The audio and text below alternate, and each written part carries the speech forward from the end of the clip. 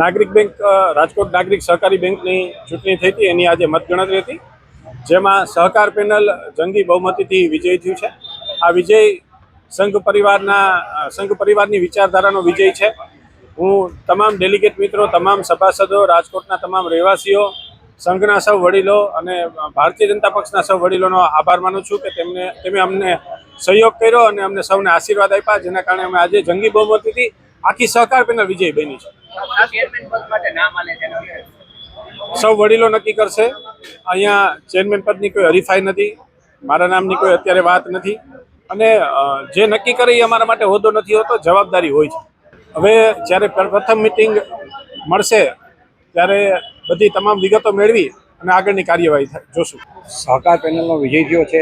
Actually Rajkot નાગરિક સહકાર બેંકના અત્યાર સુધીના સુશાસનનો અને જે કંઈ વહીવટી પ્રક્રિયાનો અમારા વડીલોએ જે કાંઈ ચીલો ચાટ્યો છે એ એની જીત છે. એ ઉપરાંત આવા કપરા પરિસ્થિતિની અંદર અમારા તમામ સભાસદો, ડેલિગેટ્સો અને જે કંઈ અમને મદદ કરી છે એ બધાની પણ આમાં સાથે સંયુક્ત જીત છે. એની મદદ અને સહકારથી આ જીત થઈ છે.